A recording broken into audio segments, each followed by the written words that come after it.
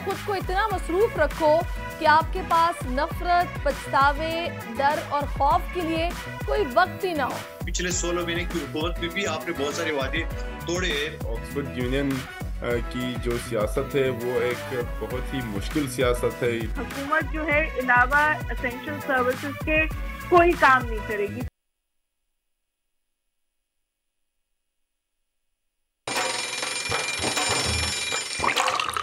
आजकल जिंदगी ही सुबह आउट ऑफ कंट्रोल है, दुनिया बोल है, मेरी दुनिया बोल है। अस्सलाम वालेकुम नाज़रीन, प्रोग्राम में आपको खुश आमदीद कहेंगे। सुबह खैर एंड वेलकम टू दुनिया बोल है। मैं हूं आपकी मेज़बान सहरिश ज़ुहैब और आज हम प्रोग्राम का आगाज़ करने जा रहे हैं अच्छी बात के साथ। कहा यह जाता है कि जी खुद को इतना मसरूफ़ रखो कि आपके पास नफ़रत, पछतावे, डर और खौफ के लिए कोई वक्त ही ना हो।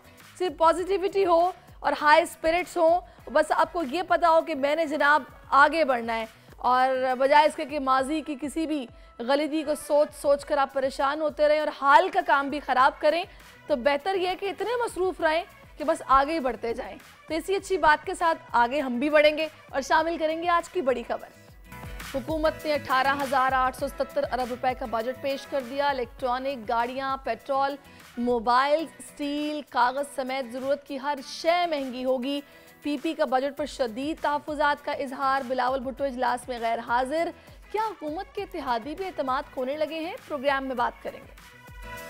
ताजिरों और सनतकारों ने वफाकी बजट को मुस्तरद कर दिया। किसी ने बजट को अवाम दुश्मन कहा तो किसी ने टैक्सेस की भरमार को मजीद मुश्किलात का गढ़ करार दे दिया। ईद में सिर्फ 3 दिन की दूरी। सुन्नत इब्राहिमी की अदायगी के लिए शहरियों का मवेशी मंडियों का रुख। मार्केटों में रश बढ़ गया। कहीं भाव ताव का मसला तो कहीं जानवर के रेट समझ से बाहर। शहर में कायम मवेशी मंडियों का अहवाल सुनाएंगे। और दुनिया की बेहतरीन दर्सगाह ऑक्सफोर्ड यूनिवर्सिटी यूनियन का सदर बनने का एजाज। पाकिस्तानी इसरार काकड़ की सलाहियतों की दुनिया मुअत्तरिफ। कामयाबी की कहानी सुनवाएंगे बलूचिस्तान के नौजवान की जुबानी। ये है जनाब वो तमाम बड़ी खबरें जिन पर डिटेल में आज हम बात करेंगे, लेकिन सबसे पहले बात हम करेंगे बजट की। हुकूमत की अव्वलीन इत्तेहादी जमात पाकिस्तान पीपल्स पार्टी बजट से बिल्कुल भी खुश दिखाई नहीं दे रही है। कल बजट इजलास का बाइकॉट देखा गया और जब डिप्टी वज़ीर आज़म समेत अहम नूंदीगी रहनुमा बिलावल को मनाने उनके चैम्बर के गए तब भी गिले शिकवे होते दिखाई दिए। बात यहाँ तक पहुँच गई कि बजट इजलास में पीपल्स पार्टी के चंद अरकान ने शिरकत की और बिलावल उठकर चले गए। पीपल्स पार्टी के ज़राए ने इस बजट को अवाम दुश्मन बजट करार दिया है। इसी सारी सूरत हाल पर बात करेंगे क्योंकि हुकूमत की अहम इत्तेहादी पीपल्स पार्टी खफा नज़र आई है और वो खुश नहीं है। तहफ़्फ़ुज़ात हैं बजट को लेकर। तहफ़्फ़ुज़ात क्या हैं, इसी पर बात करते हैं। रहनुमा पीपल्स पार्टी के कादिर खान मंदोखेल साहब ने हमें ज्वाइन किया। बहुत शुक्रिया कादिर साहब आपके वक्त के लिए। कहिएगा क्या हुआ, इतने अहम इत्तेहादी आप लोग आखिरी वक्त तक असम्बली इजलास से बाहर रहे, क्या मुतालिबात थे जो मंजूर नहीं हो रहे थे? देखिए, हमारी पार्लिमानी पार्टी का बिलावल भुट्टो जरदारी साहब की सदारत में कल भी इजलास था, आज भी इजलास था। बहुत सारे अराकीन के जो गिले शिकवे थे, लेकिन ये है सवाल जो आप कह रहे कौन सा मुतालबात था, अगला सुनेंगे तो बताएंगे ना। हम एक तरफ आप मीडिया हमें तनकीद का निशाना बना रहे, हम हुकूमत के हिस्सा है, हम कहते हैं नहीं ये हिस्सा। आज तो आपके सामने ये प्रैक्टिकली साबित हो गया ना, हम नहीं हिस्सा। अगर हम हिस्सा होते तो हमसे मुशावरत नहीं करती। अगले मुशावरत करेगा तो हम मुतालबात बताएंगे। तो जब मुशावरत ही नहीं कही गई है और बार बार हमारे रहनुमा प्रेस कॉन्फ्रेंस कर रहे हैं, शाज़िया मरी साहिबा ने की है, फिर खुर्शीद शाह साहब ने की है और फिर वो मनाने के लिए आ गए अचानक, तो भाई इस तरह तो नहीं होता है ना। आप बजट बनाने से पहले हम आपके इत्यादी है, आपको सपोर्ट की है, तो आप हमें अपना मशावरत में तो ले लें कि क्या क्या मसाइल है। पिछले 16 महीने की हुकूमत में भी आपने बहुत सारे वादे तोड़े। मिसाल के तौर पर K5 मनसूबा जो मेरे और शहबाज शरीफ साहब का हल्के करता है, एक K4 है और एक K5 है, वो कंप्लीट मंजूर हो गया, हर चीज तैयार हो गई। एंड टाइम पे शहबाज शरीफ साहब ने फंड देने से इनकार कर दिया। उसके बाद जहां सिंध सैलाब की वजह से 90% सिंध पानी में डूब चुका था, बिलावल भुट्टो साहब जो 20 लाख 21 लाख मकानात का उनके था, उसके लिए आपने फंड का वादा किए, वो पूरा नहीं किया है और इस मरतबा तो पूछा तक नहीं है। तो जब ये पूछेंगे तो बताएंगे ना कि क्या मुतालबात है। नहीं तो मंदोखेल साहब, डिप्टी वज़ीर आज़म इसाक डार, वफाकी वज़ीर राना तनवीर, तारिक फजल चौधरी, पीपल्स पार्टी के रहनुमा खुर्शीद शाह और नवीद कमर को लेकर बिलावल भुट्टो से मुलाकात के लिए उनके चैम्बर में गए, फिर भी बिलावल इजलास में नहीं गए, इसकी वजह क्या थी? देखिए, एक हफ्ते से हम चीख रहे, चिल्ला रहे कि हमसे मशावरत नहीं हो रही है। जो हमारे मसले मसाइल है, खसूसी तौर पे 2 सूबों का जो हमारी हुकूमत है, सिंध और बलूचिस्तान का, या वफाक में जो हमारे MNAs मेंबरान हैं, तो उनकी जो मसाइल है उनके ऊपर हमसे मशावरत नहीं की गई है। अब आप एंड टाइम पे कह रहे चलो चलो उधर असेंबली में बैठ जाए, तो ऐसे चलो चलो से तो काम नहीं बनेगा कि हम चलो चलो असेंबली में बैठे। भाई हम तो एक हफ्ते 10 दिन से ये गुजारिशात करते हैं मुख्तलिफ मीडिया फोरम के जरिए कि भाई हमें नहीं सुना जा रहा है, हमारे सामने कोई बजट जो है इसकी ताजावी से कुछ शेयर नहीं किया गया है, और अचानक आप हाथ से पकड़ के ले जाएं कि भाई आज बैठो, तो बैठ के फिर हमारे 3 मेंबरान जो है ना वो बैठ गए आपके मेंबरान। आप जरूरी तो नहीं है कि बिलावल भुट्टो साहब भी बैठे और बात बैठे, आपने रिक्वेस्ट किया है, बैठ गए हमारे लोग, और हमने भी टीवी में देख ली आपकी जो बजट तकरीर थी। अच्छा, इसमें मंतखिल साहब मुझे ये बताएगा कि हमेशा सरकारी मुलाजमीन का पीपल्स पार्टी बहुत ख्याल करती है, तो इस बार तो 25% तनख्वाहें बढ़ी हैं, तो क्या आप लोग इस पर खुश हैं? नहीं, इस पर बिल्कुल खुश नहीं है। उसकी वजह ये कि आपने 25% तो बढ़ा दिए ग्रेड 1 से ग्रेड 16 तक, और आपने 200% जो महंगाई की है वो किस खाते में जाएंगे? नंबर 1 बात। दूसरी बात ये कि ग्रेड 17 से 22 तक आपने 20% बढ़ा दिए। वो तो वैसे ही बहुत सारे ब्यूरोक्रेट है जो रिश्वत ले लेके अरबों खरबों रुपए बना लिए। बहुत सारे, सबकी बात मैं नहीं करूँ, 2-4% अच्छे लोग भी है, तो आप उनकी तो बढ़ाने की जरूरत नहीं थी। हमने तो ये नहीं बोला कि 22 ग्रेड के अफसरान के, 22 ग्रेड की तो वैसे ही मराहत है, और वैसे ही सारे बहुत सारे 22 ग्रेड जो रिटायरमेंट के बाद भी वहां बैठे हुए बराजमान। मेरे कौमी असम्बली के पिछले असम्बली में मेरा बिल आया था कि भाई ये रिटायर्ड लोगों को आप दोबारा एक्सटेंशन नहीं दे, इन बाबाओं को आप आराम करने दे, क्योंकि हमारे जो नौजवान बच्चे बच्चियां जो पाकिस्तान से या पाकिस्तान से बाहर पढ़ के आते हैं वो तो डिग्रियां बगल में लेके घूम रहे हैं, उनको तो नौकरी नहीं मिलेंगी जब तक ये बाबा नहीं जाएंगे। मगर वो बिल मुस्तरद कर दिए, बोले नहीं हमें जरूरत है। अभी जाके फिर आपने 22 ग्रेड का ऑफिसर की मराद क्या होता है आपको अंदाजा है? बिजली फ्री, गैस फ्री, पेट्रोल, गाड़ियां,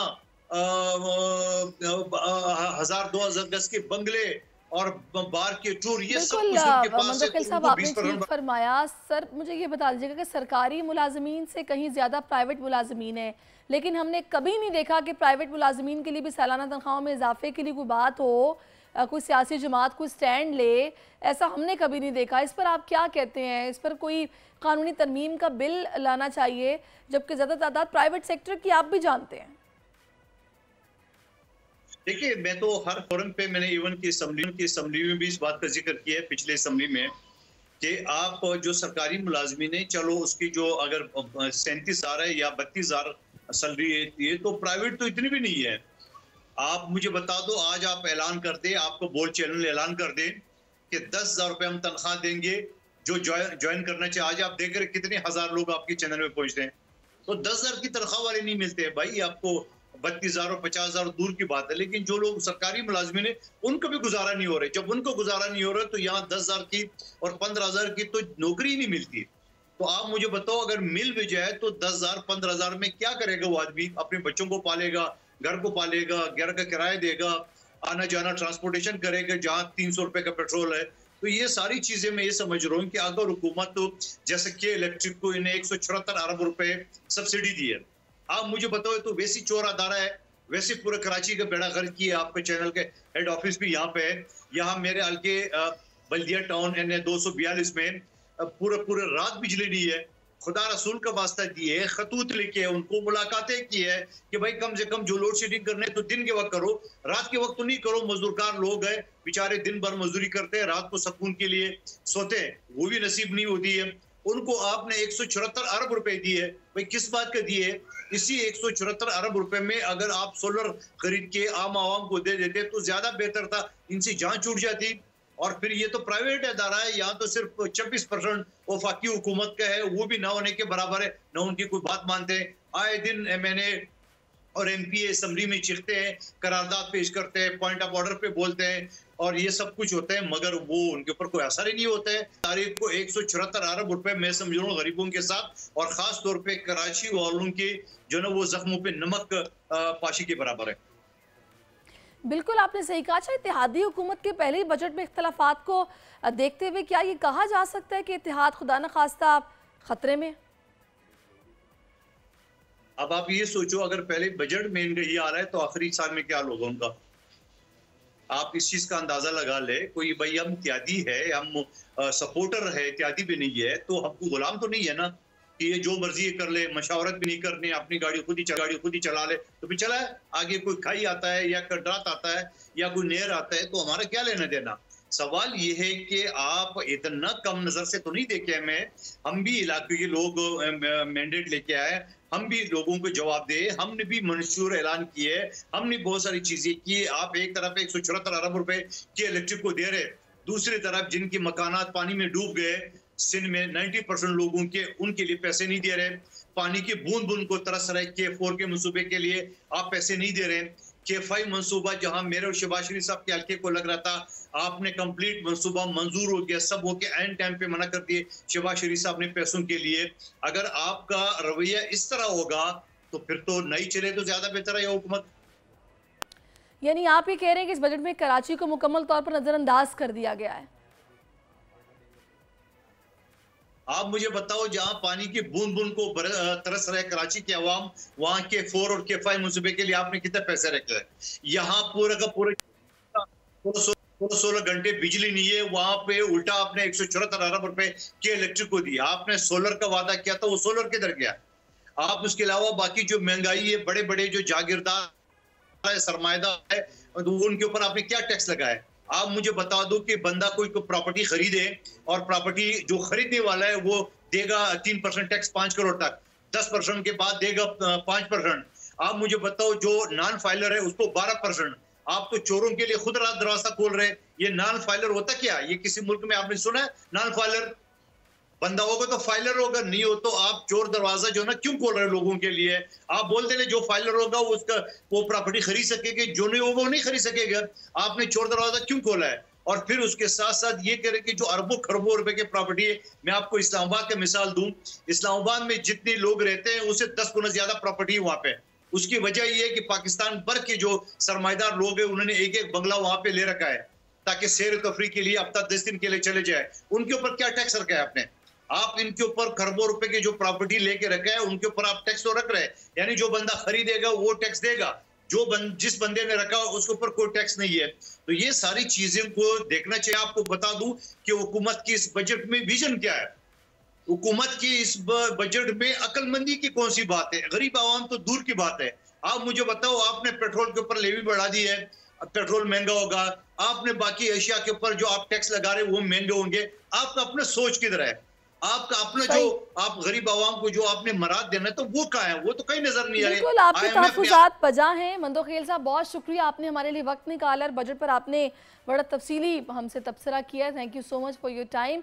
तो नाज़रीन, बात कुछ इस तरह से कि दूध और चॉकलेट पर भी हुकूमत की जानिब से टैक्सों में इजाफा कर दिया गया है। बच्चे दूध और चॉकलेट की कीमतों में इजाफे पर नाराज़ नज़र आ रहे हैं। कहते हैं कि हुकूमत ने दूध और चॉकलेट पर टैक्स लगाकर हम पर जुल्म कर दिया है, अब हम दूध और चॉकलेट भी नहीं खा सकेंगे। इसी पर मज़ीद जानते हैं बोल न्यूज़ के नुमाइंदे नवाब शेर से कि बच्चे किन तहफ़्फ़ुज़ात का इजहार कर रहे हैं, आप भी देखिए। जी नवाब। जी बिल्कुल, हुकूमत की जानिब से जो है वो दूध और चॉकलेट पर भी टैक्सेस लगा दिए गए हैं और दूध और चॉकलेट जो है वो उनको भी महंगा कर दिया है, जिसकी वजह से बच्चे जो है वो काफ़ी मायूस है। बच्चों का यही कहना है कि हुकूमत ने चॉकलेट और दूध महंगे करके उनसे चॉकलेट और दूध छीन लिए हैं। हमारे साथ कुछ बच्चे मौजूद हैं, उनसे बात करते हैं। जी बेटा बताइए, दूध और चॉकलेट महंगे हो गए हैं, हुकूमत ने महंगी कर दी है, क्या कहेंगे? जी मैं ये कहना चाहूँगा कि मेरा छोटा भाई दूध पीता है और हम भी चॉकलेट खाते हैं, तो अगर तो ये महंगी हो गई है तो अब हुकूमत हम पे जुल्म कर रही है। अच्छा बेटा, आप क्या कहेंगे? जी नवाब शरीफ अंकल से हमारी बहुत बहुत गुजारिश है। चॉकलेट और दूध बहुत महंगे हो गए हैं और दूध मेरा छोटा भाई बहुत ज़्यादा पसंद करता है और पीता है, तो हाँ चॉकलेट अब अभी महंगे हो गए, टैक्सेस लग गए, तो अब हम लोग चॉकलेट खा नहीं सकते। तो नवाब शरीफ अंकल से गुजारिश है कि चॉकलेट सस्ती कर दें। जी बेटा, आप कुछ कहेंगे? मैं कहना चाहूँगा कि मेरी बहुत गुजारिश है कि चॉकलेट बहुत पसंदीदा चीज़ है, बहुत पसंद करने वाली चीज़ है और इसको महंगा प्लीज़ ना करें और हम लोग इसको बहुत सारी खाएँगे। अगर आप लोग सस्ती से सस्ती करेंगे तो हम खा सकेंगे इसे। जैसा कि आप लोग देख रहे हैं कि बच्चों का यही कहना है और वो हुकूमत से गुजारिश कर रहे हैं कि जो चॉकलेट और दूध को महंगा किया है उन सस्ता किया जाए और अपना फ़ैसला जो है वो वापस ले ले। बच्चे मुताबिक चॉकलेट और दूध उनकी पसंदीदा चीज़ें हैं, अगर वो महंगी हो जाए तो अब वो चॉकलेट नहीं खा सकेंगे और ना ही वो दूध पी सकेंगे। तो यही वजह है कि वो हुकूमत से मुतालबा कर रहे हैं कि इनकी कीमतों को। बहुत शुक्रिया नवाब शेर, आपने बच्चों की गुजारिश जो है वो पहुँचाई है बाब इख्तियार तक। Thank you so much. अभी नाज़रीन प्रोग्राम में एक ब्रेक शामिल करते हैं। Keep watching us. आजकल जिंदगी ही सुबह आउट ऑफ कंट्रोल है, दुनिया बोल है, तेरी दुनिया बोल है। वेलकम बैक नाज़रीन। और अब कामयाब नौजवान में आज हम आपको मिलवाने वाले एक ऐसे होनहार तालिब इल्म से जिनका ताल्लुक बलूचिस्तान के किला अब्दुल्ला से है और यूथ की फलाह बहबूद के लिए काम करते हैं। फ़ख्र पाकिस्तान इसरार काकड़ ऑक्सफोर्ड यूनिवर्सिटी में यूनियन के सदर मुंतखब हो गए। यकीनी तौर पर पाकिस्तानी के लिए एक बहुत बड़ा एजाज़ है। साबिक सदर बेनज़ीर भुट्टो भी ऑक्सफोर्ड यूनियन में सदर के ओहदे पर काम कर चुकी हैं और इसरार काकड़ ये एजाज़ हासिल करने वाले तीसरे पाकिस्तानी हैं जो अब ये जिम्मेदारी सर अंजाम देंगे। दुनिया की बेहतरीन दरसगाह में इसरार खान काकड़ का सदर यूनियन बनने तक का सफ़र कैसा रहा, कैसे कामयाब हुए, उन्हीं से जानेंगे इस्तार। Welcome to our show, thank you so much for your time. कैसा फील हो रहा है आपको, माशाल्लाह इतनी बड़ी जिम्मेदारी मिल गई है? जी थैंक यू, बहुत शुक्रिया पोल न्यूज़ का और आप लोगों का कि मुझे आज बुलाया। बिल्कुल मैं अल्हम्दुलिल्लाह बहुत खुश हूँ, बहुत खुशी का लम्हा है मेरे लिए और मेरी फैमिली के लिए। बिल्कुल। अच्छा, मुझे बताइएगा कैसे मुमकिन हुआ ये सब? देखिए ये 3 साल की मेहनत है। ऑक्सफोर्ड यूनियन की जो सियासत है वो एक बहुत ही मुश्किल सियासत है, क्योंकि यहाँ पे पहले स्पेस बनाना, ये ऑलरेडी एक बड़ी यहाँ पे ब्रिटिश इस्टेब्लिशमेंट ऑक्यूपाई करती है। पहले तो मुझे यहाँ पे स्पेस बनाने में काफ़ी टाइम लगा है, 3 साल लगे, मुख्तलिफ छोटे पोजीशंस पे काफ़ी इलेक्शन हारा भी हूँ। लेकिन उसके बाद 3 साल के लर्निंग के बाद और फिर इन्हीं के कंधों के साथ मिल के फिर मैंने सियासत किया, साथ में मोबिलाइज़ किया डिफरेंट जो डाइवर्स ग्रुप्स थे यूनिवर्सिटी के अंदर, जो मेंबरशिप्स के अंदर, उनको मोबिलाइज़ करने के बाद जो मेरी इलेक्शन थी वो करंटली जो ऑक्सफोर्ड यूनियन की वाइस प्रेसिडेंट थी उनके साथ ही, उनके ख़िलाफ़ ही मैं लड़ रहा था। और वो 3rd जनरेशन वो सारे ऑक्सफोर्ड का हिस्सा थे, उनकी ग्रैंड पेरेंट्स भी वोटिंग करने आई, पेरेंट्स भी वोटिंग करने आए। तो अल्हम्दुलिल्लाह ये मेरे लिए बड़ी एक किस्मत अच्छी थी कि लोगों ने मेरे ऊपर भरोसा किया, मेंबर्स ने मेरे ऊपर भरोसा किया। तो इस साल यकीनन आपने अपने इस इलेक्शन कैंपेन में कुछ ना कुछ तो लोगों को ऐसा बताया होगा जिसने उनको कन्विंस किया, तो थोड़ा सा ज़रा बताएंगे हमें कि क्या वो ऐसी बातें थी चंद एक जिन पर लोगों ने आप पे ट्रस्ट भी किया और माशाल्लाह आज आप सदर बन गए? जी मेरी जो मैनिफेस्टो था वो 3 चीज़ों पे ही था। एक था इवेंट्स के ऊपर, मैंने ये वादे किए थे कि मैं ऑक्सफोर्ड यूनियन के जो इवेंट्स थे वो उस पर फ्यू इवेंट्स करूंगा, लेकिन क्वालिटी वाले इवेंट्स होंगे। साथ में मैंने एजुकेशनल आउटरीच की बात की कि इंशाल्लाह हमारी जो यूट्यूब चैनल है जहाँ पे 2 मिलियन सब्सक्राइबर्स है उसके थ्रू हम इस तरह के वीडियोस अपलोड करेंगे जो एजुकेशन के हवाले से उन लोगों को बेनिफिट करे जिनकी नॉर्मली एक्सेस नहीं है ऑक्सफोर्ड तक और ऑक्सफोर्ड यूनिवर्सिटी तक। साथ में मैंने ये भी प्रॉमिस किया कि आज से जो 1970s में और 80s में डिबेट हुए हैं, I will bring them back to life, उन पे डिजिटलाइज करके हम अपलोड करेंगे ताकि पूरी दुनिया को दिखाए एक तारीखी डिबेट। और उसमें फिर मैंने गवर्नेंस की कुछ रिफॉर्म्स की बातें की जो यूनियन के रिलेटेड ही है, यूनियन के अंदर ही गवर्नेंस के काफ़ी इश्यूज है, उनकी प्रोमिसेस की। और फाइनली यूनियन की कुछ फाइनेंशियल एस्पेक्ट्स पे मैंने कुछ प्रोमिसेस किए। ओवरऑल ये 3 लेयर्स में मेरी जो मैनिफेस्टो थी, 3 टेयर्स में, तो वही इस तरह के प्रोमिसेस पर ही फिर लोगों ने आके भरोसा किया। फिर साथ में मेरा एक ट्रैक रिकॉर्ड भी था, जितना भी मैं ऑक्सफोर्ड यूनियन में रहा हूँ काफ़ी मैंने काम भी किया है, तो उस एक्सपीरियंस बेस पे भी लोगों ने मेरे एक्सपीरियंस देखी और मेरा ट्रैक रिकॉर्ड देखा, तभी आए निकले और मेरे मैनिफेस्टो पे उन्होंने मुझे वोट दिया। ज़बरदस्त। अच्छा, मैं चाहूँगी सर थोड़ा सा अपना ना अर्ली जो आपका जर्नी था कि जब आप यहाँ आए, आप मतलब स्टडीज़ आपकी क्या थी, कब आप यहाँ पर आ गए थे, फिर यहाँ पर जब से आप मौजूद हैं वो सफ़र किस तरह का रहा है, थोड़ा सा बताएंगे अपना अर्ली एजुकेशन के हवाले से? जी बिल्कुल, देखिए मेरा एजुकेशन प्राइमरी एजुकेशन स्टार्ट होता है कोई उधर से बलूचिस्तान में, किला अब्दुल्ला, वहाँ पे मेरे गुलिस्तान एक गाँव है, बिल्कुल ये पाक अफगान बॉर्डर पर है। वहाँ भी ठाठ के स्कूल से ही मैंने अपनी एजुकेशन शुरू की है। फिर अल्हम्दुलिल्लाह मेरे सिबलिंग्स की मेहनत से, पेरेंट्स की मेहनत से हम जाके फिर मैं क्वेटा गया हूँ और उसके बाद एबटाबाद और फिर गवर्नमेंट कॉलेज यूनिवर्सिटी लाहौर। जो मेन मेरी जहाँ पे टर्निंग पॉइंट था, मुझे एक स्कॉलरशिप मिली यूएस की, ये यूथ एक्सचेंज प्रोग्राम की, जहाँ पे मैं 1 साल यूएस गया और वहाँ पे बाहर जाके फिर ही मुझे ये शौक़ हुआ, मेरी ये ख्वाहिश रही कि मैं आगे भी जाके बाहर से पढूं। और फिर इसी तरह मैंने लॉ किया यूनिवर्सिटी ऑफ अबरडीन से, फिर मुझे स्कॉलरशिप मिली बार एट लॉ करने का वहाँ से लिंकन्स इन से। But in throughout this journey मुझे काफ़ी चैलेंजेस का सामना करना पड़ा। I have to work part time करके मुझे अपने कुछ खर्चे भी उठाने पड़े, कुछ मेरी स्कॉलरशिप्स थी उसके साथ साथ, but that was not enough.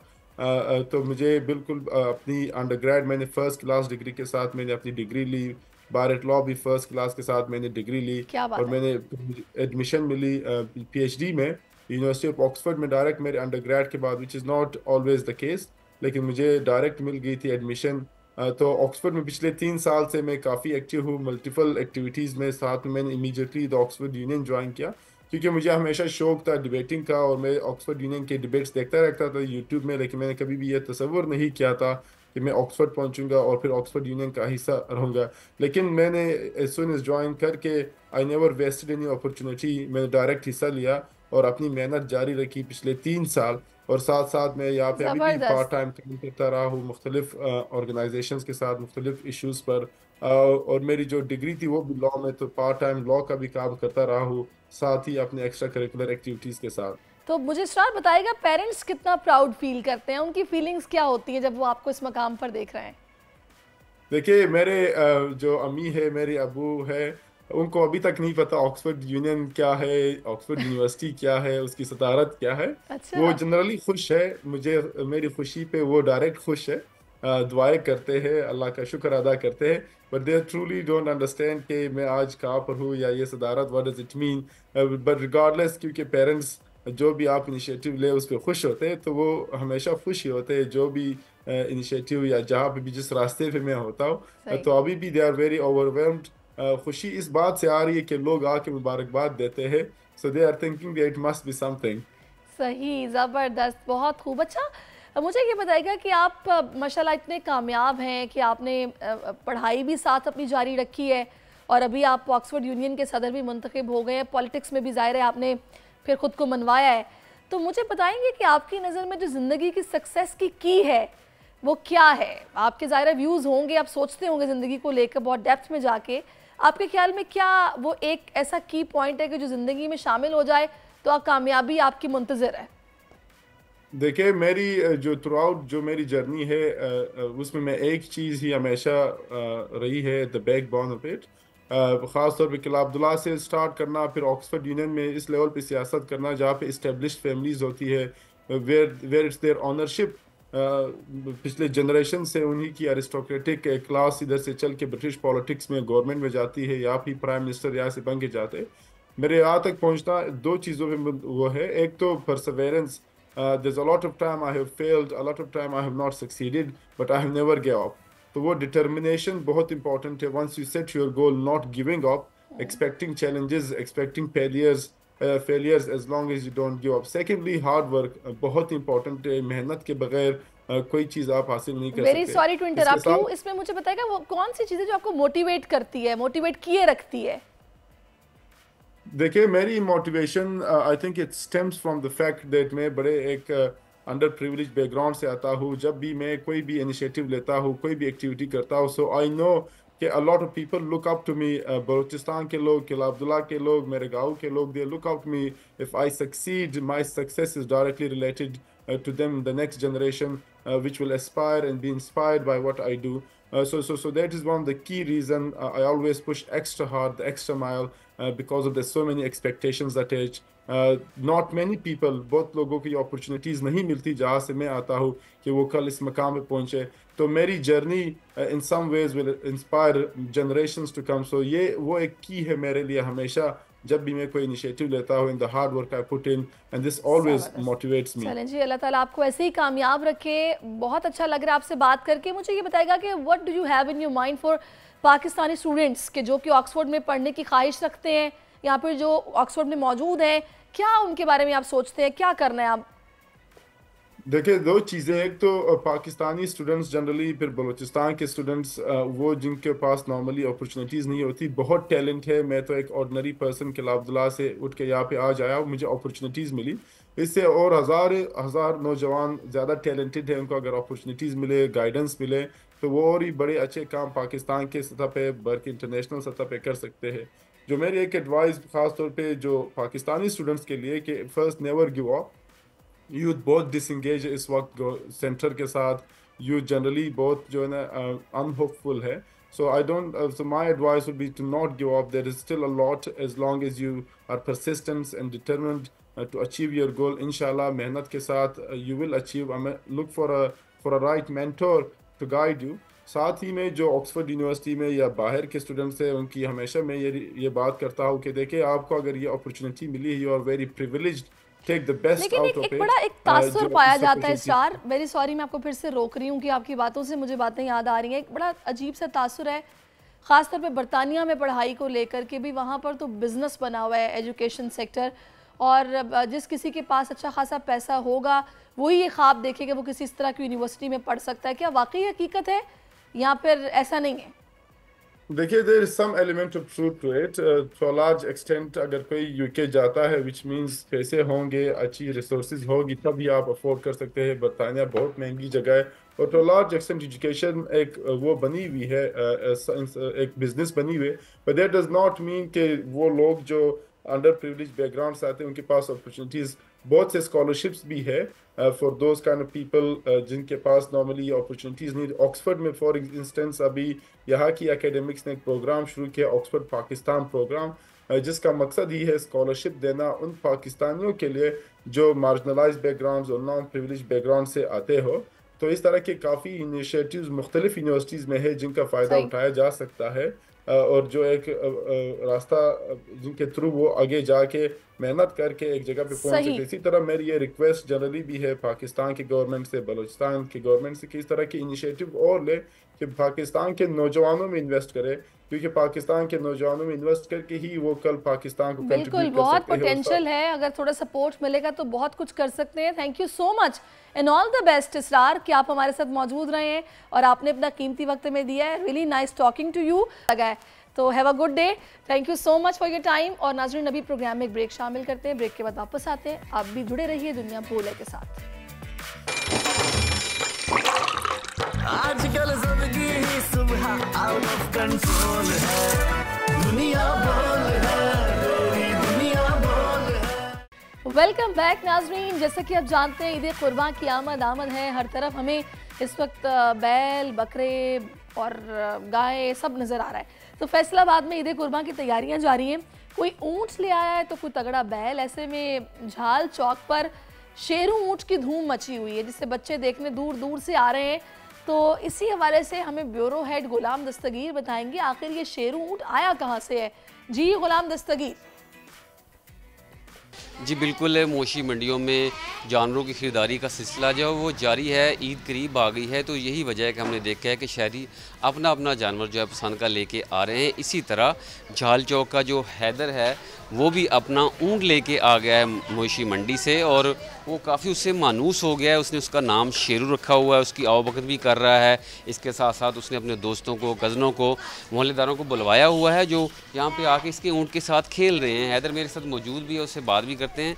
Haider, ये बताइएगा कितने का आप ऊँट लेके आए हो, किस तरह इसकी सेवा कर रहे हो? सर हम लाए हैं तो 5 लाख में, और उसने बोला था 7.5 लाख में देना है, और फाइनल हमारा हुआ था 5.5 लाख में। जब हमने जाके रेट पूछा तो उसने डाला। इसको क्या खिला पिला रहे हो? इस तो हम जंतर पट्टे डाल रहे हैं और लूसी पट्टे डाल रहे हैं। तो अभी सुबह टाइम ही से हम तुरी वंडा भी डरेंगे और साथ में पानी। हैदर ने उसकी काफ़ी सेवा की हुई है, उसको सजा के रखा हुआ है, मुख्तलिफ सजावटी सामान उसको लगाया हुआ, हार पहनाए हुए हैं, माला पहनाई हुई हैं, और साथ साथ उसके साथ काफ़ी प्यार कर रहा है, मानूस हो गया है। और ये शेरू जो है ऊँट, वो हैदर को कुछ नहीं कह रहा, बाकी जो बच्चे करीब आते हैं तो उनको वो मारता भी है और उनको काटता भी है। बहुत शुक्रिया गुलाम दस्तगीर। और मुझे हैरत हो रही है, इतने छोटे से बच्चे को इतने सारे चारे के नाम पता है कि कौन कौन सी इसको चीज़ें खिला रही हैं, जंतर पता नहीं क्या क्या वो बता रहा था। खैर यही बच्चों की जनाब इस ईद पर खुशी होती है कि टहल सेवा की जाए जानवरों की, उसके बाद कुर्बानी के वक्त यही बच्चे सबसे ज़्यादा रो रहे होते हैं। खैर ये भी ज़रूरी है, ज़ाहिर है कुर्बानी का जानवर तो फिर कुर्बान तो होगा ना। खैर आगे बढ़ते हैं, बात करते हैं वफाकी बजट में वजारत सेहत के लिए 27 अरब रुपए मुख्तस किए गए, यानी कि इस बार फिर अवामी सहूलियात के लिए बजट में इंतहाई कम रकम मुख्तस हुई है। गुज़श्ता रोज़ वफाकी हुकूमत ने नए माली साल का बजट पेश किया है। बजट पेश होते ही मुख्तलिफ हलकों से हुकूमत पर शदीद तनकीद शुरू हो गई। इस बजट में सेहत के लिए क्या क्या रखा गया, सेहत के शोबे में बेहतरी के लिए किन इक़दाम की ज़रूरत है, और जो बजट रखा गया ये कहाँ कहाँ खर्च होगा, इन तमाम मामलात पर बात होगी। और हमारे साथ मौजूद हैं साबिक वज़ीर हैं डॉक्टर नदीम जान साहब, जिनको हम खुशामदीद कहेंगे, साबिक वज़ीर सेहत रहे हैं। अस्सलाम वालेकुम नदीम साहब, बहुत शुक्रिया आपके वक्त के लिए। डॉक्टर साहब कहिएगा, विफाकी बजट में वजारत सेहत के लिए 27 अरब रुपए मुख्तस किए गए हैं, कैसे देखते हैं हुकूमत के इस फैसले को आप? बहुत शुक्रिया आपका। इसमें कुछ पुराने प्रोजेक्ट्स हैं और कुछ नए इनिशिएटिव्स हैं।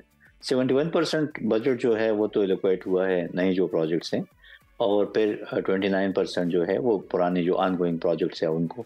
तो उस सिलसिले में तो गोना इत्मीनान है कि जो हमारी इंटरवेंशंस और प्रोजेक्ट्स हमने शुरू किए थे वो इनको कंटिन्यू करेंगे। और दूसरा ये कि जो हमने प्लान किया था, जो प्रोग्राम्स हमने बनाए थे, वो hepatitis C control and prevention elimination का, दूसरा डायबिटीज़ कंट्रोल का, और इसके साथ साथ पिम्स में जो वैल्यू एडिशन थी वो तो इन्होंने इंक्लूड कर दी हैं। साथ साथ में कुछ MCH सेंटर्स हैं, उनका भी फंक्शनलाइज ऑपरेशनलाइज किया जाएगा। तो ये तो अच्छी बात है। अच्छा, हेल्थ इस तरह का जो हमारा हेल्थ सहूलत सिस्टम था, उसको जो हेल्थ इंश्योरेंस हम इस्लामाबाद, GB और जम्मू एंड कश्मीर के लिए हमारा एक प्रोग्राम था, उसके लिए भी लोकेशन कर दी है। हमें एश्योरेंस है कि ये प्रोग्राम भी कंटिन्यू करेगा। इस तरह जो दूसरा जो हमारा मेन प्रोग्राम जो हमने शुरू किया था, नेशनल हेल्थ सपोर्ट प्रोग्राम, जिसमें डोनर्स की बहुत बड़ी सपोर्ट है, जो हमारे यूनिवर्सल हेल्थ कवरेज को एड्रेस करती है, तो उसके लिए भी इन्होंने एलोकेशन कर दी है। तो living much to be desired, क्योंकि हमारी ख्वाहिश यही थी जिसके लिए हम एडवोकेट कर रहे थे शुरू दिन से, और हमने हर फोरम पे कहा था कि हमारी हेल्थ की प्रॉब्लम्स है कि हम अभी तक पोलियो से नबद आजमा हैं, हम एरेडिकेट नहीं कर सके। हेपेटाइटिस सी इधर सबसे ज़्यादा है, डायबिटीज़ का लोड बहुत ज़्यादा है, इसी तरह की क्रॉनिक डिजीज़ ले लें, कार्डियोवैस्कुलर डिजीज़ ले लें, मेल न्यूट्रिशन को उसको पॉपुलेशन प्लानिंग को देखें, तो सारी सिचुएशन जो है ये तकाजा कर रही थी कि हमारी जो GDP एलोकेशन है हेल्थ के लिए वो 1.3% अराउंड है। इसको हमारी ख्वाहिश थी कि हम फर्स्ट स्टेप में इसको 3% पे ले जाएं, आइडियली तो 5 to 6% है। तो फिर जाके चूंकि हमारी एनॉर्मिटी ऑफ चैलेंजेस हैं, बहुत ज़्यादा मुझे हम नबदाजमा हैं और ये बढ़ रही हैं, खास करके इस पे तो ऐड हुआ है कोविड के बाद, और ये पैंडेमिक्स स्टॉप नहीं होंगी, बजट मुख्तस होता है, ये सिर्फ मरीजों की अद्वियात और उनकी तिबी इमदाद के लिए होता है, या इसी में वो भारी भरकम तनख्वाहें भी अदा की जाती हैं जिनको हर साल बजट में बढ़ाया जाता है? क्या ये तमाम अखराजात इसी बजट में से दिए जाते हैं? जी बिल्कुल जी। देखिए, जब आपके एक सेक्टर को या मिनिस्ट्री को एक बजट एलोकेट हो जाता है, तो वो आपकी सारी जो ऑपरेशनल एक्सपेंसेस है, एडमिनिस्ट्रेटिव कॉस्ट हैं, आपकी प्रोजेक्ट्स हैं, आपको इंटरवेंशन लाना चाहते हैं, आप कोई PSDP प्रोजेक्ट लाना चाहते हैं, ऑनगोइंग प्रोजेक्ट जो है आपको कंटिन्यू करना चाहते हैं, तो सारे इसमें इंक्लूड होते हैं। और हमें अपने दौर में तो वो चैलेंजेस हमने देखी, क्योंकि बजट काफ़ी नहीं था। इस मरतबा तो ये खुशैन ज़रूर है कि ये बजट बढ़ गया है। अल्लाह करे कि ये इस तरह रहे और जो एलोकेशन है वो इस तरह सस्टेन कर जाए। हमारा तो बहुत कम एलोकेशन थी और वो भी करते करते मज़ीद कम होती गई। अच्छा, इसमें जो मेरी ऑब्जर्वेशन सारे प्रोसेस पे है, वो इसकी एलोकेशन का जो टाइम स्केड्यूल है उस पे है। ये करते हैं रिलीज आपको 4 इंस्टॉलमेंट्स में 15%, 20%, 25% और फिर आखिरी क्वार्टर में आपको 40% करते हैं। तो ये टैक्स, ये हमारा जो सिस्टम है ये टैक्स्ड हो जाता है, ये काफ़ी ओवरबर्डन हो जाता है और फिर यूटिलाइजेशन फंड्स की वो नहीं होती। तो ये हम चेंज करें और मिनिस्ट्री या सेक्टर वो फाइनेंस डॉक्टर को नदीम, क्या 20 करोड़ अफराद के लिए एक साल में 27 अरब का बजट काफ़ी है? सेहत की बुनियादी सहूलियात अगर मिल जाएंगी, अगर ये रकम काफ़ी नहीं है तो फिर इसमें इजाफा कौन करवाएगा? और सेहत और एजुकेशन बजट में इजाफा सियासी जमातों के एजेंडे में क्यों नहीं होता? बहुत ये बिल्कुल, ये जो आपने तरजीहात की बात की, ये देखें आप सारी बजट स्पीच अगर आप देखें तो हेल्थ का 1% जिक्र था, शायद उससे भी कम। और फिर ये एलोकेशन मैंने अर्ज किया कि खुशाइन ज़रूर इस सेंस में है कि बड़ी है, कम नहीं हुई। और हमारे जो प्रोजेक्ट्स थे वो कंटिन्यू कर रहे हैं, नए प्रोजेक्ट्स भी आ रहे हैं। अल्लाह करे कि उसकी यूटिलाइजेशन इफेक्टिवली हो जाए और लोगों को उसका फ़ायदा पहुंच जाए। लेकिन ये कम ज़रूर है, जो मैंने अर्ज़ किया कि हमारी जीडीपी का जो एलोकेशन है वो 1.3% के लगभग इस तरह है हेल्थ सेक्टर के लिए। इंटरनेशनली 5 to 6% होती है। और अगर हम 3% या इवन 2% तक भी ले जाते फर्स्ट फेज में तो मज़ीद बेहतरी हो सकती थी।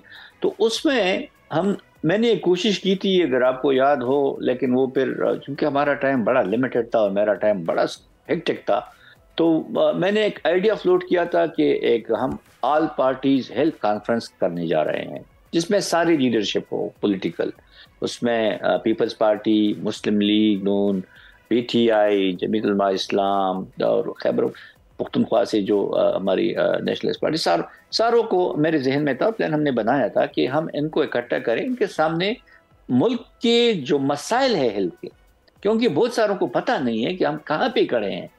हमारे पास डिजीज़ का एक आतिशफिशा है, हम रीजन में बल्कि दुनिया में टीबी में देखिए अभी भी हम 5th पे हैं। हेपेटाइटिस सी हम अभी टॉप कर रहे हैं।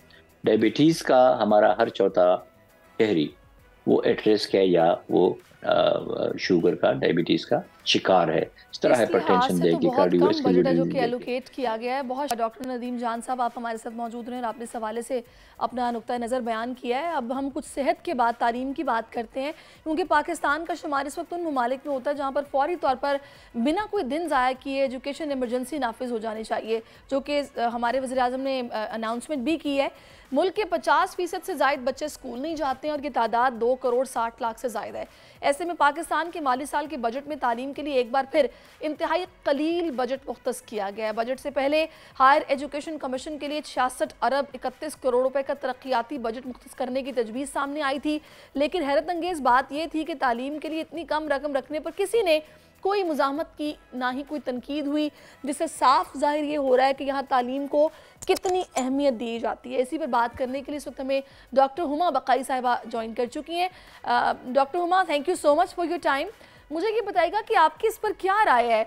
इतना कम बजट तालीम के लिए रखा गया है, बड़े अफसोस की बात है। मतलब हमारे मुल्क में ये इंपॉर्टेंस दी जाती है तालीम को। देखिए, ओवरऑल जो बजट का एम्बिट है ना, वो इस तौर है कि इट्स IMF ड्रिवन बजट, और IMF ड्रिवन बजट में उनका फोकस यही है कि टैक्सेशन बढ़ाई जाए और फिर उसमें जो उनकी सियासी कंस्ट्रेंट्स और कंपल्शंस हैं वो ये हैं कि ना तो वो कैबिनेट का साइज कम कर सकते हैं, यानी वो ऑस्टेरिटी कुछ नहीं कर सकते, अखराजात में कोई कमी नहीं आ सकती। टैक्स बढ़ाया जाए और जो सेक्टर्स स्क्वीज किए जा सकते हैं उन सेक्टर्स को स्क्वीज किया जाए। जो FBR के टारगेट्स हैं जो वो कह रहे हैं कि हम अचीव करेंगे, वो इस साल तो कंप्लीट फेलियर है, आप अचीव नहीं कर पाए। कब से हम सुन रहे हैं कि मोबाइल सिम्स बंद होंगी तो ये होगा तो वो होगा, लेकिन आप मुझे बताइए ग्राउंड पे क्या हुआ है? फिर जो बिजनेस कम्युनिटी है उसने तो कल बजट को रिजेक्ट किया है। मतलब तो जिस तरह होना चाहिए था डॉक्टर हुमा, तालीम जो कमजोर तबका है, जो कभी भी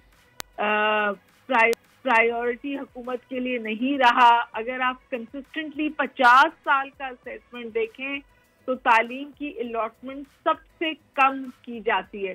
कुछ अदवार में वो अलॉटमेंट ऊपर गई थी और फिर कटौतियां हो गई और कम कर दी गई। अभी भी यूनिवर्सिटीज का बजट कम कर दिया था, फिर चीफ मिनिस्टर सिंध ने खत लिखा, इसने खत लिखा, उसने खत लिखा, तो फिर उन्होंने वो रिस्टोर किया। अब खतूत में तो वो रिस्टोर हो गया है, वो ट्रांसफर कब होगा किसी को कुछ पता नहीं है। अच्छा डॉक्टर, मुझे एक बात बताइएगा, बढ़ाई है और टैक्स स्लैब्स भी बढ़ाए, तो मेरा ख्याल है कि बजट पास तो हो गया है, लेकिन इस बजट की इम्प्लीकेशन हुकूमत के लिए बहुत मुश्किल होगी, बहुत रिजेंटमेंट आएगी। फ्यूल के पैसे भी बढ़ गए। बीइंग एजुकेशनिस्ट, मुझे ये बताइएगा कि जैसा कि हमारे प्राइम मिनिस्टर ने, बहुत कम आ रही है। अब आपको मेरी आवाज आ रही है? Hardly, I can hardly here you. अच्छा, मुझे ये बताइएगा जरा प्लीज, प्रोड्यूसर साहब देखिएगा कि आवाज मेरी प्रॉपरली जाए डॉक्टर हुमा को। अभी हमारे प्राइम मिनिस्टर ने रिसेंटली एजुकेशन इमरजेंसी नाफिज की और कहा कि जी इमीडिएटली इस पर काम होना चाहिए। तो आपको बीइंग एजुकेशनिस्ट आप मुतमईन हैं कि जिस तरह के उनके व्यूज हैं कि जी इमरजेंसी लगाओ, उस हिसाब से बजट भी मुख्तस किया गया हो और वैसे ही सीरियसली वो स्टेप्स लिए जाएं जो कि जरूरी हैं? देखिए जी, this is a fire brigade government, ठीक है जी। ये दो चीजों पे काम करती है, थोड़ा ये कि जहां आग लग रही हो वहां आग बुझाए, और दूसरा ये कि ऑप्टिक्स अच्छे हों। पंजाब में भी उनका यही थ्रस्ट है और फेडरल गवर्नमेंट में भी उनका यही थ्रस्ट है कि देखने में सब कुछ अच्छा लगे, ग्राउंड पे कुछ हो ना हो अहम नहीं है। तालीम प्रायोरिटी नहीं थी, तालीम प्रायोरिटी नहीं है, और ये वो टिकिंग बॉम्ब है जो फटेगा। अगर आप वाकई इकोनॉमिक ग्रोथ चाहते हैं ना, आप इकोनॉमिक एक्सपेंशन चाहते हैं, तो आपको ह्यूमन रिसोर्स में इन्वेस्ट करना पड़ता है। ह्यूमन रिसोर्स की इन्वेस्टमेंट का वेन्यू एजुकेशन है। हमारे यहाँ प्राइमरी एजुकेशन सफर करती है, सेकेंडरी एजुकेशन सफर करती है, टर्शरी एजुकेशन सफर करती है। अब उन्होंने ये कहा है कि हुकूमत, एक उन्होंने बड़ा उम्दा जुमला कहा, मुझे नहीं पता इसके असरात क्या होंगे। उन्होंने कहा हुकूमत जो है अलावा एसेंशियल सर्विसेज के कोई काम नहीं करेगी, तो फिर क्या आप एजुकेशन को भी कम्प्लीटली प्राइवेट सेक्टर को दे देंगे? और अगर ये कर देंगे तो ये फैसला जल्दी करें, क्योंकि जो पब्लिक सेक्टर यूनिवर्सिटीज हैं वो कोलैप्स कर रही हैं फॉर लैक ऑफ रिसोर्सेज। मैं आपको इतना बिल्कुल वाज़ेह तौर पे बता सकती हूँ कि कराची यूनिवर्सिटी में साइंसेस पढ़ाने के लिए जो तजर्बा किया जाता है उसके लिए ना इक्विपमेंट है ना मटीरियल है। तो ब्लैक बोर्ड पर बताया जाता है कि इसको इससे मिलाओगे तो ये बनेगा। There is the practical aspect is not done, क्योंकि पैसे नहीं है प्रैक्टिकल करने के। कितनी अफसोस की बात है जी। तो मैं आपसे गुजारिश करूं कि क्या होगा फिर, हमारे जो बच्चे पढ़ के निकलेंगे वो कॉम्प्रोमाइज्ड रिसोर्स होगा, फिर वो कॉम्प्रोमाइज्ड रिसोर्स इंटरनेशनली कम्पीट नहीं कर सकेगा। मैं आपको सिर्फ एक मिसाल दे देती हूँ, हमारे यहाँ आईटी पर बहुत जोर है ना। आईटी में के लिए इंडिया में ऐसी यूनिवर्सिटीज हैं जो अब इंटरनेशनली कम्पीट कर रही हैं। हम हर चीज में इंडिया से मुकाबला करते हैं ना। हमारे यहाँ आईटी की तालीम बच्चों को सिलानी दे रहा है और जमात इस्लामी दे रही है। सही बात है। वो बिल्कुल वहाँ पर तो एटलीस्ट आप ये देखिए हुमा साहिबा कि वहाँ पर तो मेरा ख्याल है कि जो टीए वाला है उसकी अंग्रेजी भी इतनी बेहतर होती है कि वो इंग्लिश में कन्वर्सेशन कर सकता है। टीए वाली अंग्रेजी से मेरा मसला नहीं है, लेकिन मुझे ये पता है कि टीए वाला जो है वो पीआर कोड लेके बैठा हुआ है। बिल्कुल ऐसा ही है, कंप्यूटर कोड से अपने पैसे ले रहा है और दे रहा है। तो वो लेवल है इस वक्त डिजिटलाइजेशन ऑफ इकोनॉमी का भी और डॉक्यूमेंटेशन ऑफ इकोनॉमी का भी। अच्छा, बात बहुत ज्यादा कर, फिर आप लगाए ना, मुझे नजर क्यों नहीं आपने एग्रीकल्चर पे टैक्स लगाया? सही। और अभी जो आपने उस पे भी टैक्स की बात की है, रियल एस्टेट पे ये इम्प्लीमेंट हो जाए, फिर मैं देखती हूँ ये जो रिटेल पर आपने टैक्स आई इम्प्लीमेंट हो जाए, फिर देखते हैं। तो बस इस पे अफसोस ही किया जा सकता है, क्योंकि सीरियसनेस का अंदाजा तो इन्हीं सब बातों से हो रहा है। अफसोस की बात नहीं है, पूरे नेशन जो है वो कोलैप्स कर रही है।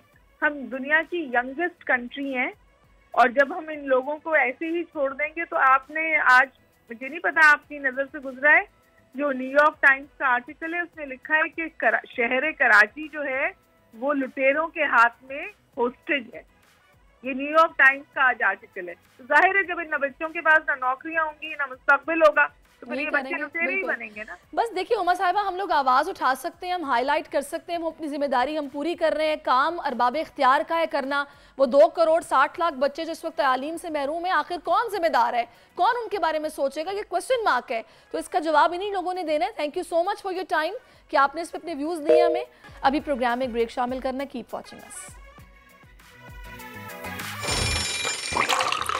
आजकल सबकी ही सुबह आउट ऑफ कंट्रोल है, दुनिया बोल है, तेरी दुनिया बोल है। जी वेलकम बैक नाजरीन। और इस वक्त मुझे बड़े ज़बरदस्त मेहमान ज्वाइन कर चुके हैं, बातें इनसे हो रही हैं और मैं इनसे यही जान रही हूँ कि मोटिवेशन कहाँ से आती है, जितनी बॉडी आप लोगों ने बनाई हुई कैसे बनी है।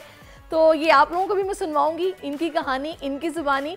तो मेरे साथ स्टूडियोज़ में मौजूद हैं सैयद बिलाल खान जो कि मेरे इस तरफ तशरीफ़ फरमा हैं और इस तरफ मेरे साथ शाहनवाज खान साहब हैं जिन्होंने मालदीव में होने वाली South Asian body building and physique sports championship में पाकिस्तान का नाम फ़ख्र से बुलंद किया है। दोनों ने गोल्ड मेडल हासिल किए हैं और ये भी आपको बताते चलूँ कि south Asian body building championship में 65 साल में पहली मरतबा पाकिस्तान ने टाइटल जो है वो रिवायती हरीफ भारत से छीन लिया है। और ओवरऑल कैटेगरी में पाकिस्तानी तनसाज शाहनवाज खान ने मिस्टर साउथ एशिया का एजाज़ हासिल किया, जबकि फाइनल टाइटल जो है वो फाइट के फेवरेट तजुर्बाकार भारतीय तनसाज नितिन चंद यार जो थे वो इसमें हार गए। पिछले कई सालों से मिस्टर साउथ एशिया का टाइटल भारत के पास था। दूसरी जानिब हम देख रहे हैं कि मेन स्पोर्ट्स फिजिक में पाकिस्तान के बिलाल अहमद ने भी गोल्ड मेडल सीने पर सजाया है और आज दोनों हमारे साथ स्टूडियोज़ में मौजूद हैं। दोनों के कीमती वक्त का बहुत शुक्रिया। और इनकी बॉडी देख के मुझे लग रहा है कि इन्होंने ज़्यादा मेहनत की है और इनकी बॉडी देख के लग रहा है कम मेहनत की है। तो अब पता नहीं ये वाकई ऐसा है या नहीं है, ये आप बताइए शाहनवाज। नहीं, तो बॉडी बिल्डिंग कैटेगरी एक दूसरी कैटेगरी है, मैन फिजिक एक दूसरी है। मैन फिजिक में बिल्कुल ही शार्प और लीन रहना पड़ता है, बिल्कुल लो फैट परसेंटेज पे, और जो मुझे बल्क भी करना पड़ता है, थोड़ा फैट कंज्यूम करना पड़ता है ताकि मैं बल्क हो जाऊं और बल्क होने के बाद थोड़ा सा साइज गेन हो जाए। उसके बाद जब मैं कट करता हूं तो थोड़ा सा वेट नीचे आ जाता है लेकिन मसल्स मेरा वहीं रहता है। अच्छा। तो बिलाल भाई को क्योंकि फैट परसेंटेज 0 रखना पड़ता, 0 से मुराद ये 5% पे रहना पड़ता है ताकि बॉडी लीन दिखे, अच्छी दिखे, श्रेड दिखे। मेरे वाले में ये हिसाब है ताकि बॉडी बल्क भी दिखे, बड़ी भी दिखे और शार्प भी दिखे। शार्प भी दिखे तो जाहिर है फिर इसमें मेहनत भी ज़्यादा है। अच्छा, आप मुझे बताइएगा कितने महीने पहले ट्रेनिंग शुरू कर दी? ट्रेनिंग तो हमारा सारी ज़िंदगी चलता रहे, चाहे कंपटीशन हो या नहीं हो। ट्रेनिंग तो बस हमारा तो ऐसा खेलो कि मौत तक है तो उसमें तो कोई कॉम्प्रोमाइज़ नहीं है। तो फिर कंपटीशन नहीं होते, जब कंपटीशन खेलने के लिए जाते हैं उससे 2-3 महीने पहले जो हम डाइट पे आ जाते हैं, स्ट्रिक्ट डाइट जिसको लो कैलोरीज डाइट बोलते हैं, जिसमें से हम अपने कार्ब्स वगैरह जो है कम कर देते हैं और फैट्स वगैरह कम कर देते हैं, सिर्फ जो है प्रोटीन डाइट पे जाते हैं। तो 2 महीने जो है फिर हमारा स्ट्रिक्ट डाइट रहती है। फिर जब कंपटीशन हो जाता है उसके बाद फिर जो है थोड़ी सी रिलीफ मिल जाती है, जो थोड़ा सा फिर उसमें रेस्ट का मौका मिल जाता है, खाने पीने का मौका मिल जाता है। अच्छा, अब मुझे ये बताएगा कि इवेंट कैसा था शाहनवाज? इवेंट तो बहुत ही काफ़ी बड़ा इवेंट था, बहुत ही अच्छा इवेंट था। भारत से तकरीबन 50 लड़के भारत से आए हुए थे तकरीबन, और सारे मालदीव से, नितिन चंदेला नाम था। नितिन चंदेला नाम था, 110 किलो का लड़का था पूरा। ये हम दोनों का वो इंस्पिरेशन है जी। बिल्कुल, हम दोनों का इंस्पिरेशन है। हम लोगों से पहले मिले, मैं तो दूसरे कंपटीशन में मिल रहा हूँ। लास्ट टाइम मैं थाईलैंड में भी मिला था, मैंने उसमें 44 मुल्कों में मेरी 4th प्लेस आई थी। मेरा दूसरा इंटरनेशनल इवेंट है। सो इस दफ़ा फिर मिले तो हमें जब भी देखता हूँ उसको बोलता हूँ यार अगर इंडिया में किसी को मैं फॉलो करता हूँ तो सिर्फ आपको। तो मतलब क्या आपको उसमें लगी है जो आपको इतना इंस्पायर किया कि आप दोनों कह रहे हैं कि हमारी मोटिवेशन है? एक तो उसकी हाइट ज़्यादा है और वो हल्क लगता है। इंडियन हल्क जो होता है वो बिल्कुल ही मतलब मास मॉन्स्टर है। 25 साल की उम्र में वो इससे ज़्यादा डबल दिखता है। उसका एक बाजू अगर इतना है तो ये उसको काट कर आया है। तो हम लोग तो जब मैं इसके साथ बैक स्टेज पे जब हमें सुनने को मिला कि जो है Shahnawaz Khan the title goes to of South Asia goes to Shahnawaz Khan, ये ऐसे शौक हो गया, हैरान हो गया कि मेरा नाम ले लिया। मैंने कहा जी जाओ, तेरा नाम ले लिया। अच्छा। तो जीत के ये स्टेज पे गया। तो आपने उससे टाइटल ले लिया और जिससे आप खुद इंस्पायर हो रहे थे, जो आपकी मोटिवेशन था। क्या बात है, फिर तो आपके लिए डबल तालियां होनी चाहिए, ज़बरदस्त। अच्छा, मुझे ये बताइएगा कि आप लोगों को वहाँ तक जाने के लिए किसने सपोर्ट किया? देखो, पाकिस्तान है तो इसमें कोई सपोर्ट नहीं, टू बी वेरी ऑनेस्ट। हर कोई जो अपने बलबूते पे जाता है। सो मेरा तो स्पॉन्सर मिले या फिर अपने तई सारा फाइनेंस स्पॉन्सर तो इस तरह के मेरा पहला कंपटीशन था जिसमें से सिर्फ मुझे टिकट का स्पॉन्सर हुआ था और मैं गया था। लेकिन जो हमारी डाइट वगैरह होता है उसमें 2 महीने का जो हम लोग डाइट करते हैं और हमारे सप्लीमेंट्स वगैरह इसमें तकरीबन 3-4 लाख रुपये हमारा ये लग जाता है। टिकट का सिर्फ हमारा लग जाता है 1,80,000 1,90,000 टिकट लगता है। होटल का जो है उधर $550 सिर्फ होटल के लगते हैं। फिर अगर आपके एक्स्ट्रा एक्सपेंस वगैरह अलग है उसके अलग एक्स्ट्रा लगते हैं। सो तो मतलब एक इंटरनेशनल इवेंट के साथ ये गोल्ड जो हम लोग जीत के हैं। अच्छा। और ये ट्रॉफी है जो जीत के है। ये गोल्डन वाली जो है ये शाहनवाज को मिस्टर एशिया की मिली है। अच्छा। और वो जो ब्राउन वाली जो मैंने दिखाई है ये कैटेगरी विनर की है, कैटेगरी विनर की है। सही। अच्छा, आप शाहनवाज के लिए या फिर आप बिलाल की बात कर रहे हैं? प्रोड्यूसर साहब की एक फरमाइश आई है, कह रहे हैं अपनी बॉडी तो दिखा दें। बॉडी दिखाओ शाहनवाज। दिखानी है बॉडी भाई, दिखा दें बॉडी आज आप। दिखा दो शाहनवाज। मतलब वो एक जो पोज बनाते हैं वही बना के दिखा दें। पहले जी जरा कैमरामैन क्लोज करें। ये देखें जनाब, ये डोले ये ऐसे ही नहीं बने। जरा बाजू का साइज तो बता दें।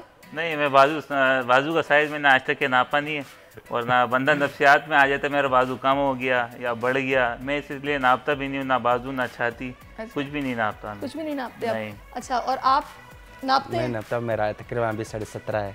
जब लीन होता है 17.5 होता है, वैसे नॉर्मली 18 हो जाती है।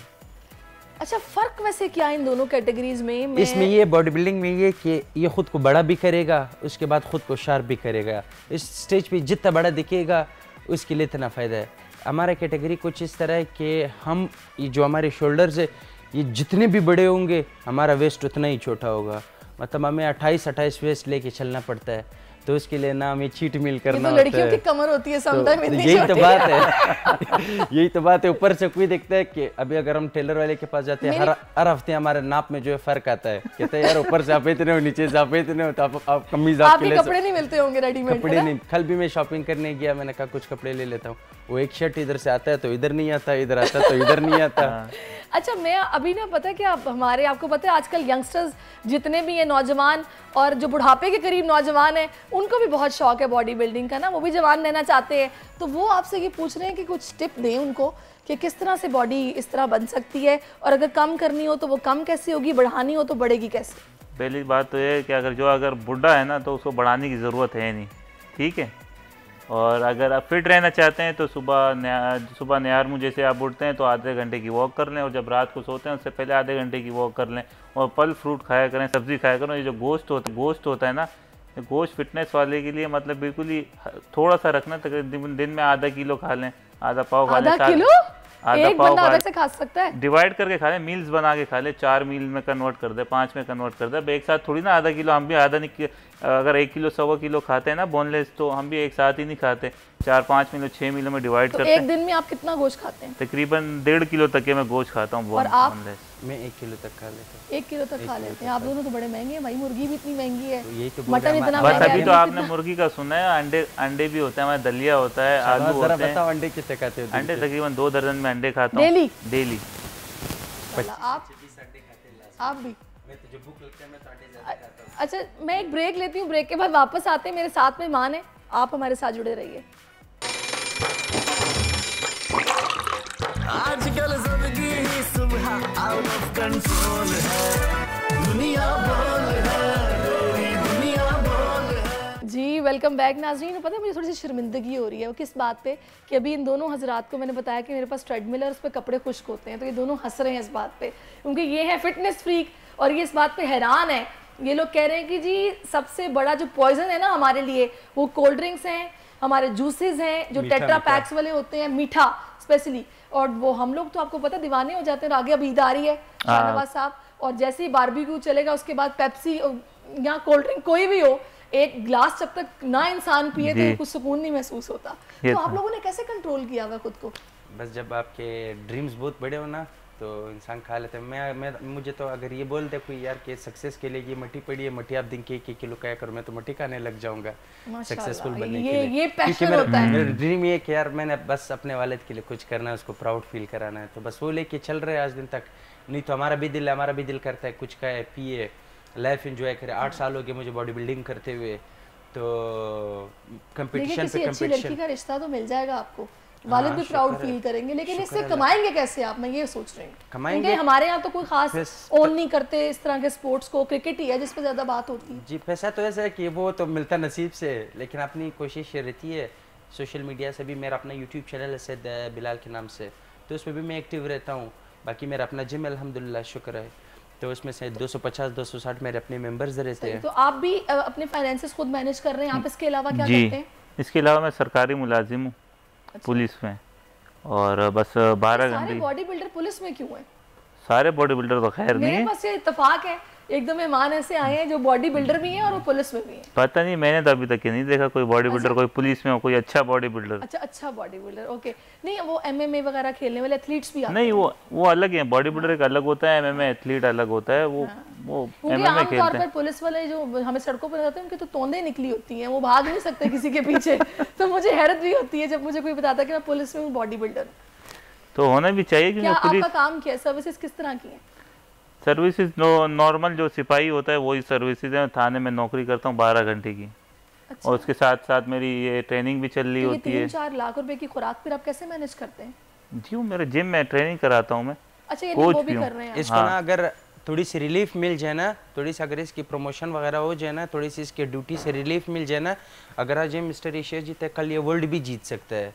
बस सिर्फ क्या है कि अगर डिपार्टमेंट के साथ इतना कोऑपरेट करता है कि इसको थोड़ी रिलीफ दे दे, ड्यूटी भी थोड़ी सी रिलीफ दे दे और जो इसकी प्रमोशन थोड़ी सी करवा दे, ये थोड़ा सा डाइट अपना इजीली मैनेज कर सके, तो ये तो मैं बोलता हूँ ये तो एशिया के वर्ल्ड तक जीत जा सकता है। मैं आईजी साहब से वैसे भी दरख्वास्त करता हूँ अगर आपके चैनल के तवस्सुल से मुझे थोड़ी सी सपोर्ट की जाए, ठीक है, मेरी ड्यूटी से थोड़ा सा मुझे रिलीफ दिया जाए ताकि मैं अपने डाइट और अपनी एक्सरसाइज और अपना आराम पूरा कर सकूँ। मुझे तकरीबन 8 से 10 घंटे की नींद चाहिए होती है और 12 घंटे की मेरी नौकरी है।